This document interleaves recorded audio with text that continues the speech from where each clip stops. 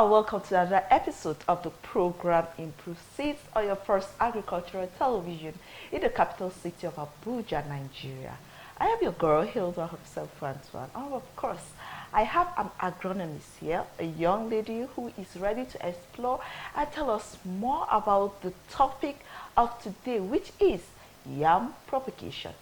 Improved variety of yam propagation. And to do justice to that is Miss Andrea Dama. Welcome to the program. Thank you for having me. How you doing? I'm fine.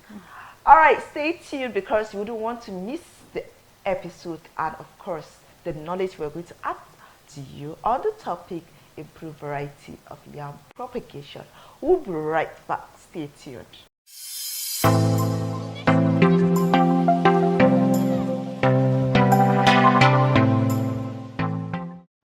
Yams are gotten from yam, that is Dioscorea spp, a major staple and cash crop millions of households in West Africa consume, where about 93% of the world's crop is produced. The tuber serves as food, depending on the size.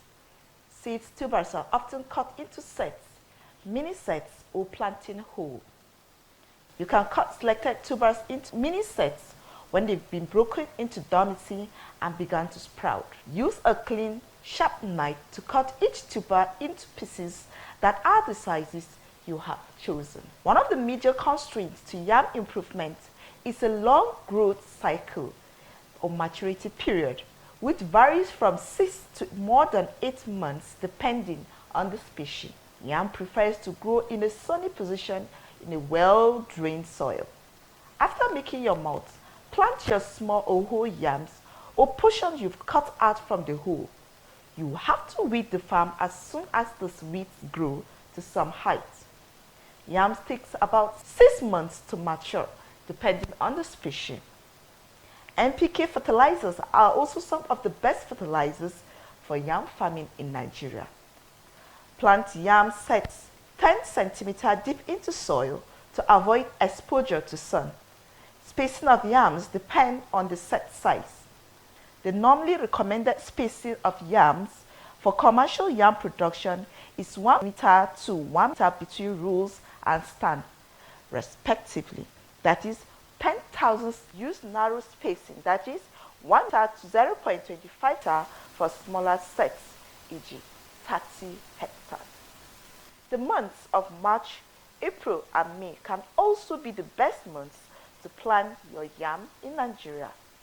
Some farmers also prefer to plant their yam sets in dry season months of December, January, and February.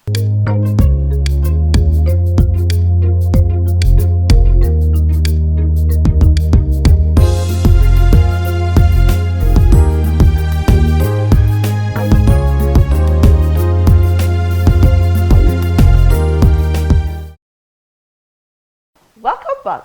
Before we went on the break, I told you that I have an agronomist, Miss Andrea Dama. She is a young farmer, she is an expert in the field, and she is ready to explore on the topic improved variety of yam propagation. Welcome to the program again. Thank you. All right, yam are the most grown tubers people use or people farm these days because it is consumed in most of our families. Let's begin by what is the most remarkable experience in yam seeds farming? Thank you. I love the question. So one of the most remarkable experience or breakthrough we've had in yam production over time, and I was lucky to be part of that project. Wow. It's called the YITSWA project. That is Yam Improvement for Income and Food Security in West Africa. So what YITSWA did as a project, it was under IIT as at that time, and I was a research fellow that worked under that project. So what YITSWA did at that time was to successfully be able to transform the seed yam system from the traditional method into a formal method. Now in this formal method, we're able to regulate what we plant as farmers. Before now, in the traditional system, there are many methods we use, to propagate yam.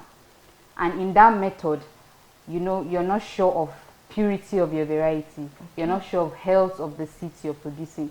But with the introduction of these formal methods that uses different propagation techniques, most importantly, those techniques pass through a cleaning system that ensures purity, that ensures even more seed yams than obtained in the traditional system.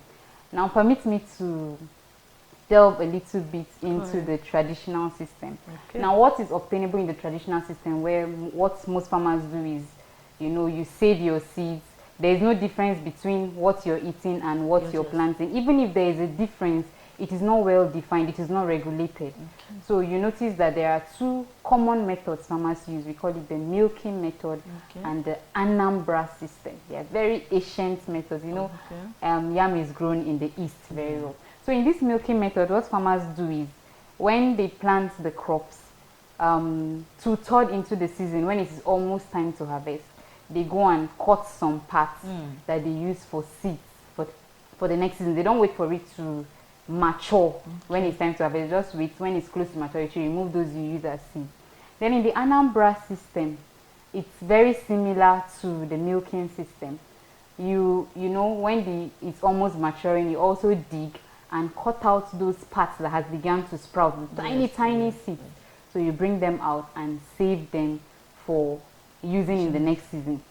Now, the disadvantages of this method, basically, like I said, apart from not ensuring healthy tubers, it also has low multiplication ratio. By this I mean, when you plant one tuber, what are you able to get? Highest 8 out of that. So with the introduction of this new methods of propagating seed yam, courtesy of the IFSWA project, we now have various methods to propagate. We use the vines, we use the whole tubers, we use the mini set technique.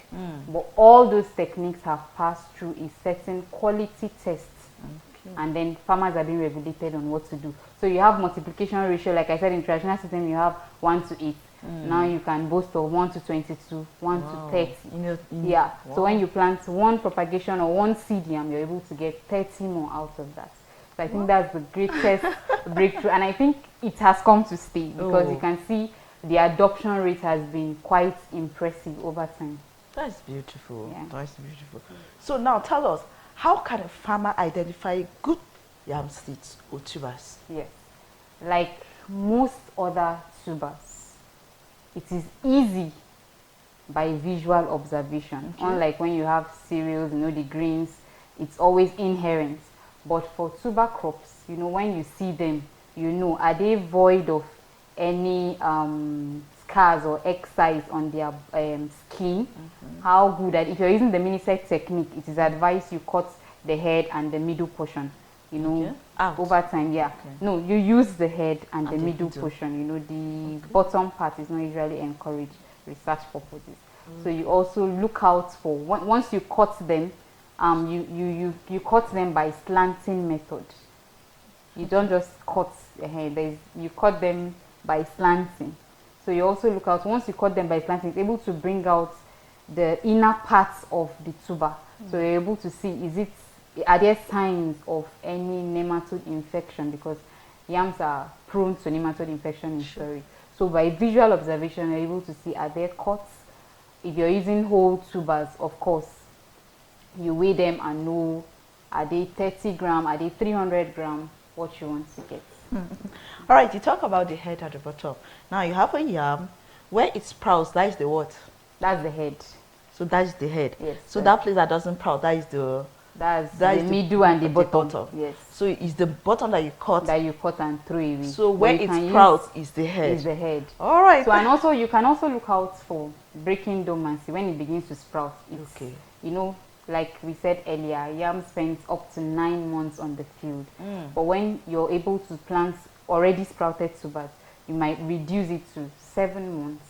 Oh, yeah. So it's faster when it has broken dormancy. So if I have my yam at home and it starts to sprout, so I can cut it. Yes. And you can plant. I can plant it. Yes. All right. Well, make sure the yams at home are healthy yams. Okay then. Let's know. If you want to cultivate a yam, for a household size, for example, how much space do we need? What is required in cultivating yam? Okay, so for household yam, we call it ware yam. Where yam. Ware yams. So Okay. those are yams we eat or we sell.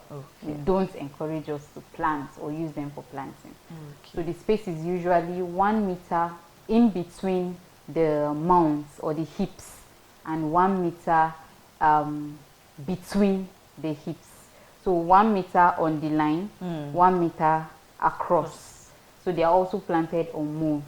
In seed yam, you plant on ridges, but for household consumption, you plant on mounds. So this is how, and if you want to propagate ware yam, it is advised, like I said earlier, please do not use those ware yams as seeds in the next planting season. So it is 1 meter by 1 meter, but for seed yam, it is 1 meter in between the ridges and 25 to 30 meters between the plants. Oh. All right. So what are other things such as, you know, the soil, the best soil for the cultivation, you know, the fertilizers application and other things needed soon? So the best soil for yam cultivation obviously is a sandy loam soil. And when you plant yam in areas that are have rainforest areas, when you go down south, you have better yield than areas that are drier up north here. So you have a sandy loam soil. You make sure your rainfall is 1,100 millimeter and above. So these are things you should look out for. And also for the fertilizer, you need NPK 15, 15, 15. Usually yams are heavy feeders. They feed a lot. So fertilizer application, when it's done at 4 weeks, you also do it at 3 months after planting. So you do it twice.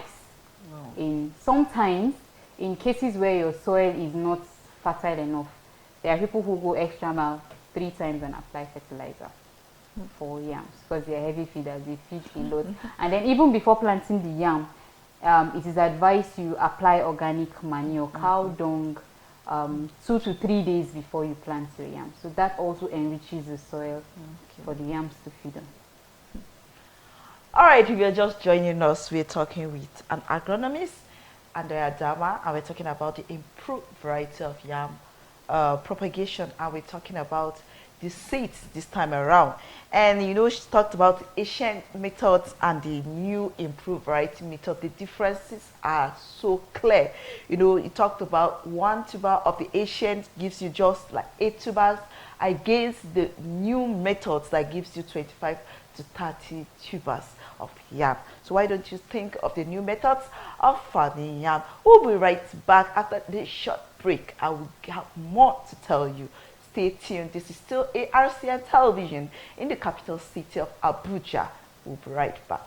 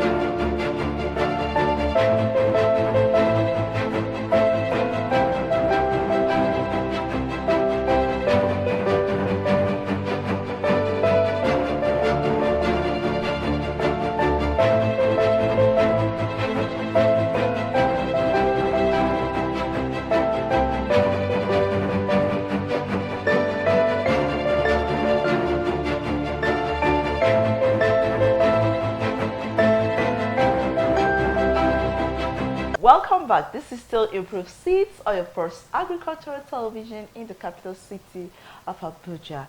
Before we went on the break, we talked about the differences between the Asian methods of cultivating yam and the improved methods of cultivating yam. The differences are so clear, starting from the duration at which the yam takes on the farm to even to the tubers it produces after maturity. Every farmer, of course, wants to have better yield at the end of every farming system. And then we still have Andrea Dama, who is an agronomist and a crop breeder, of course, and she's telling us more about that. So Can you now tell us what are those improved methods that we need to work out for, we need to look out for? So earlier on, I said what is obtainable in the traditional system is the milking method and Yes. the Anambra system. Yes. Now in these improved methods, we now have the use of vine cuttings. Okay. We now have the use of what we call the adapted yam mini-set technique. It is a mini-set way of propagating yam. You cut them too. Okay. And then we also have the use of aeroponics, and we also have the use of an advanced tissue culture method. We call it the TIBS, temporary immersion bioreactor systems. So it's an advanced tissue culture system. So what happens, I'll start with the adapted yam mini-set technique, AYMT. Okay. So what happens here is, now I want us to have in mind that everything about the formal seed system, I said earlier, it goes through a cleaning process. Okay. So there is a tissue culture method that cleans this yam. Now you have your variety of yam. Okay. What you do is you cut the nodes, the vines. Yes. There are nodes, you cut them, and then you culture them in the lab. Now this culturing, you're feeding them, applying nutrient-rich solutions to them while they grow. While you're doing that, you're eliminating disease, virus, and nematodes. So at a point when it is 6 weeks, you take them out of the lab. They go through a process called hardening, where you keep them in a screen house. So in this hardening, you're trying to see, okay, they were in the lab before. You're trying to make them adapt to the environment. But the screen house is still a covered and enclosed environment. So it is a step-by-step process. Okay, they're out of the lab. We are putting them in pots, and then there is a soil there. We're still nurturing them. Then in that process, you're still cutting some of these vines and multiplying more. Then they get to a stage, sometimes they spend up to 4 months in the screen house after that hardening process. Then you take them out to the field. Now the problem with the use of these vines, they have been reported to be very tender. Okay. Yes, so we are still trying to stabilize that because of the adaptation rate is quite slow. Sometimes you're advised to even leave them in the screen house for 6 months, and when they start producing tubers, you just make use of the tubers for your mini-set technique, or you plant them whole. Okay. So now in that tissue culture, it could be in 2 ways, like the tissue culture we just explained now. And you can also try to put them in the temporary immersion bioreactor like I explained. So it's like a twin flax also in the lab before you take them out. After you've cultured them in test tubes, you put them in that twin flax. In that twin flax, they are supplied nutrients. So they also spend some time there before taking them to the screen house. Now that use of that twin flax has been reported to be relatively better than just taking the plantlets from the screen house to the field. So when they pass through that use of twin flax, they survive better on the field. Okay. The cost is also a disadvantage.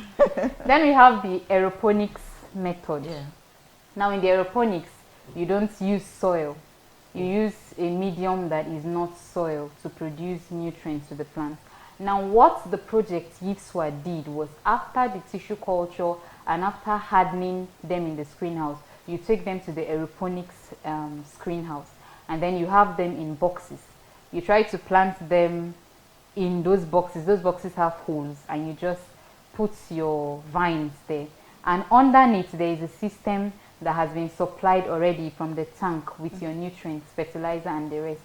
And then it keeps pumping to the root system of that vine and produces tubers. So the boxes, like nursery boxes for planting? No, they are bigger. Okay. They are bigger, but you have many holes on a table. I would like to describe them as a table. You have many holes imputed on the table, and then you plant them. So you come from time to time and check how many tubers must have been produced from that soil. The nutrients comes from underneath and supplies. And there's no soil. There's no soil. So, and then in addition to those tubers you get in the aeroponic system, you also get what we call aerial tubers. They are bulbils. We call them bulbils. Another species, some species of yam produce Dioscorea bulbifera. Those are aerial tubers. Sometimes you can also use not just your tubers underneath the boxes, but you also use those bulbils to plant your yam on the field. Then in the mini-set technique, like I said, apart from using the tissue culture, you can also use the aeroponics to cut those yams into various sizes. Now, in the formal seed system, when you have something like this, you don't immediately just take the tubers and plant them on the field. There is a process, 2 generations. When you remove them, you make sure that they are 25 grams weight.